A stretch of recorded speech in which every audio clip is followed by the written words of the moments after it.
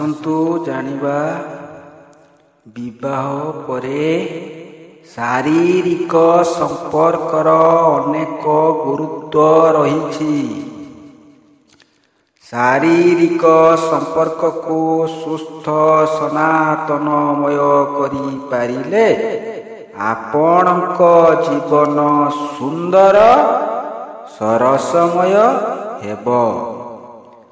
ଦାମ୍ପତ୍ୟମୟ ଜୀବନକୁ ସରସ ସୁନ୍ଦର ଗଢ଼ିବାକୁ କେତୋଟି ନିୟମ ପାଳନ କରନ୍ତୁ। ଏହା ଶାସ୍ତ୍ର ଅନୁସାରେ ସିଦ୍ଧ ଏବଂ ସୁସ୍ଥ ଜୀବନ ଧାରଣ ପାଇଁ ଉତ୍ତମ। ଆସନ୍ତୁ ଏହି ନିୟମ ଜାଣିବା। ପ୍ରଥମ ନିୟମ ମନେ ରଖନ୍ତୁ, ସହବାସ ପରେ ଶୌଚ ହୁଅନ୍ତୁ।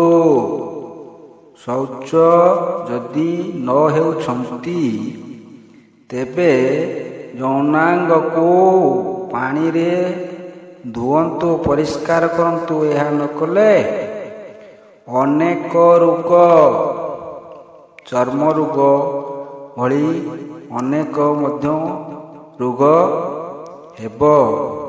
ଏହାଦ୍ୱାରା ମନ ଓ ଶରୀର ଶାନ୍ତ ହେବା ସହ ଅନେକ ରୋଗ କବଳରୁ ମୁକ୍ତ ହେବେ ଯଦି ଶୌଚ ହୁଅନ୍ତି ବା ଯଦି ଯୌନାଙ୍ଗକୁ ବି ଧୁଅନ୍ତି। ଇଷ୍ଟଦେବ ଶାନ୍ତି ହେବେ। ଦ୍ୱିତୀୟ ନିୟମ, ନିଜ ମୁହଁକୁ ଅନ୍ୟର ଯୌନାଙ୍ଗଠାରୁ ଦୂରରେ ରଖନ୍ତୁ। ଯଦି ଦୂରରେ ନ ରଖିବେ ତେବେ ବଡ଼ ବଡ଼ ରୋଗର ଶିକାର ହେବେ। କାରଣ ନାସାରନ୍ଧ୍ର, ପାଟି, ଆଖି ଓ କର୍ଣ୍ଣ ଦ୍ୱାର ଦେଇ ଅନେକ ରୋଗ ଜୀବାଣୁ ଦେହ ମଧ୍ୟକୁ ପ୍ରବେଶ କରିଥାନ୍ତି। ଶାସ୍ତ୍ର ସିଦ୍ଧ ଅଟେ କଥା, ଜାଣିଥିବେ। ତୃତୀୟ ନିୟମ, ସହବାସ ସମୟରେ ଧାତୁ କ୍ଷୟ କରାନ୍ତୁ ନାହିଁ। ବୁଝିପାରୁଛନ୍ତି? ଧାତୁ କ୍ଷରଣକୁ ଜାଣିବା ପୂର୍ବରୁ ମନକୁ କାମନା ଆସକ୍ତ କ୍ରିୟା ଠାରୁ ତୁରନ୍ତ ଦୂରେଇ ନିଅନ୍ତୁ। ଯେତେବେଳେ ଜାଣୁଛନ୍ତି ଯେ କ୍ଷରଣ ହେବା ସମୟ ବା ପୂର୍ବରୁ, ତା ପୂର୍ବରୁ ସମୟ ଆସି ତୁମେ ଜାଣିପାରିବେ ନା, ସେହି ସମୟ ଇଷ୍ଟ ଦେବାଦେବୀ ପାଖକୁ ମଧ୍ୟ ମନକୁ ନେଇପାରିବେ। ଏଥିପାଇଁ ପାପ ନଥାଏ। ଏହା ଛଡ଼ା ଆପଣ ଯେକୌଣସି କର୍ମ କରୁଛନ୍ତି ଦୈନନ୍ଦିନ ଜୀବନରେ ବିଭିନ୍ନ କର୍ମ, ସେ କର୍ମର ବିଷୟରେ ମାନେ ସେହି ବିଷୟକୁ ମନକୁ ନେଇପାରିବେ ଏବଂ ସେ କର୍ମ ଉପରକୁ ମନକୁ ନେଇ ଧାତୁ ବା ବୀର୍ଯ୍ୟ ପତନଠାରୁ ନିଜକୁ ମୁକ୍ତ କରିପାରିବେ। ଚତୁର୍ଥ ନିୟମ ଦେଖିବା, ଦରକାର ସମୟରେ ବୀର୍ଯ୍ୟପାତ କରାନ୍ତୁ, ଯେପରିକି ସନ୍ତାନ ସନ୍ତତିର ଆବଶ୍ୟକତା ସ୍ଥଳେ। ଅନ୍ୟ ସମୟରେ କଲେ ନିଜର ନଷ୍ଟ, ଅନେକ ଶରୀର ଦୁର୍ବଳ, ତା ସହିତ କିଛି ମିଳିବନି, ଖାଲି ନଷ୍ଟ ହେବ। ପଞ୍ଚମ ନିୟମ, ବ୍ରହ୍ମତାଳୁକୁ ଛାଡ଼ି ଶରୀରର ଅନ୍ୟ ସମସ୍ତ ଅଙ୍ଗ ସହବାସରେ ସ୍ପର୍ଶ କରିପାରିବେ।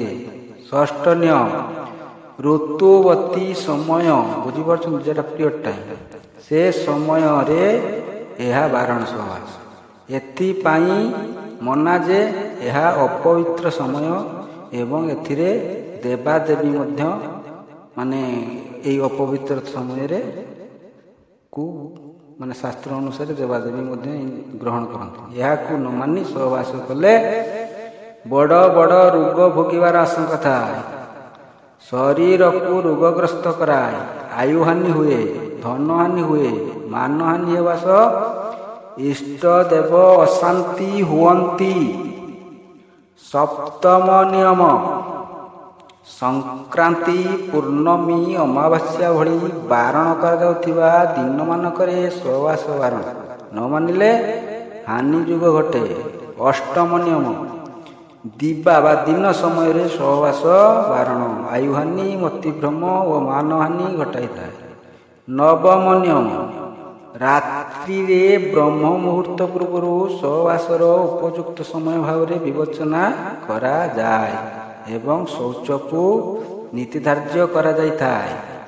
ଦଶମ ନିୟମ, ଋତୁବତୀ ସମୟ ବା ପିରିୟଡ଼ ଟାଇମ୍ର ନବମ ଦିନଠାରୁ 9 ଦିନ ସହବାସର ଉପଯୁକ୍ତ ସମୟ ଭାବରେ ବିବେଚିତ। ଏହା ସହବାସର ଉପଯୁକ୍ତ ସମୟ କୁହାଯାଏ। ଏକାଦଶ ନିୟମ। ଗ୍ରାହସ୍ଥ୍ୟ ଯଦି ବ୍ରହ୍ମଚର୍ଯ୍ୟ ନିୟମ ପାଳନ କରି ଜୀବନଧାରା ଅତିବାହିତ କରେ, ତେବେ ତାଙ୍କଠାରୁ ସୁସ୍ଥ ତେଜସ୍ୱୀ ଜ୍ଞାନୀ ସନ୍ତାନ ଜନ୍ମ ନିଏ। ତେଣୁ ବ୍ରହ୍ମଚର୍ଯ୍ୟକୁ ଯଦି ଆପଣ ସମ୍ପୂର୍ଣ୍ଣ ଭାବରେ ପାଳନ ନ କରି ପାରୁଛନ୍ତି, ତଥାପି କିଛି ପାଳନ କରିବାକୁ ଚେଷ୍ଟା କରନ୍ତୁ। ଗ୍ରାହସ୍ଥ ଜୀବନରେ ବ୍ରହ୍ମଚର୍ଯ୍ୟ ରହିବା ଦରକାର, କିଛି ତ ରହୁ। ଦ୍ୱାଦଶ ନିୟମ। ସୂର୍ଯ୍ୟୋଦୟ ପୂର୍ବରୁ ଶଯ୍ୟା ତ୍ୟାଗ କରିବା ଉଚିତ। ଏହାଦ୍ୱାରା ମନ ପ୍ରଫୁଲ୍ଲିତ ରୁହେ, ଝାଡ଼ା କ୍ଲିଅର ହୁଏ, ଏସିଡ୍ ହୁଏ ନାହିଁ, ଶରୀର ସୁସ୍ଥ ରହେ, ସବୁ କିଛି ଠିକ୍ ରହେ, ମନ ଠିକ୍ ରହେ। ତ୍ରୟୋଦଶ ନିୟମ। ସ୍ୱାମୀ ଓ ସ୍ତ୍ରୀ ମଧ୍ୟରେ କଥାକୁ ଅନ୍ୟ ପାଖରେ ପ୍ରକାଶ କରିବା ଉଚିତ ନୁହେଁ, ବରଂ ସମସ୍ୟାକୁ ନ ବଢ଼ାଇ ସମାଧାନ ରାସ୍ତା ଖୋଜି ନିବାରଣ ପାଇଁ ଚେଷ୍ଟା କରନ୍ତୁ। ଅନେକ କୁହା କଥା ଏହି ସମୟରେ ଆସିଥାଏ। କାନରେ ଶୁଣି କାନରୁ ବାହାର କରିବାକୁ ଚେଷ୍ଟା କରନ୍ତୁ।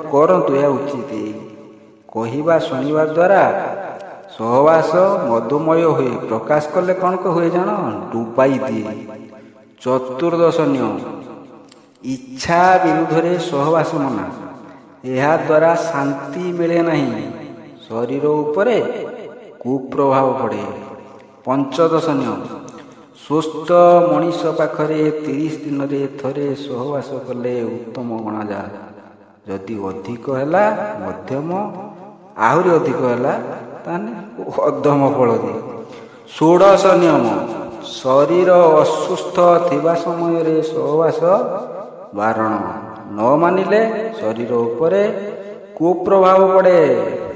ସପ୍ତଦଶ ନିୟମ।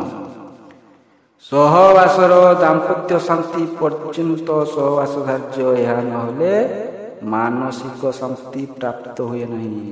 ଅଷ୍ଟାଦଶ ନିୟମ। ପତି ଓ ପତ୍ନୀ ଛଡ଼ା ଅନ୍ୟ ସହବାସ ସମ୍ପର୍କ ନର୍କଗାମୀ କରା, ଅନେକ ରୋଗ ଜନ୍ମାଏ।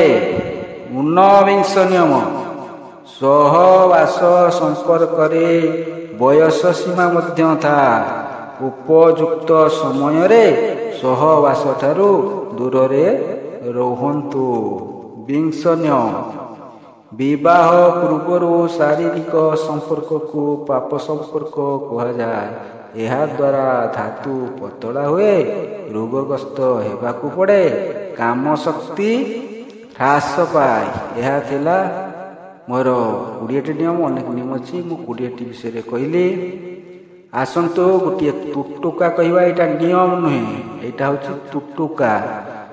ସହବାସ ସମୟକୁ କୁହାଯାଇଛି ଯେ ବ୍ରହ୍ମ ମୁହୂର୍ତ୍ତ ପୂର୍ବରୁ।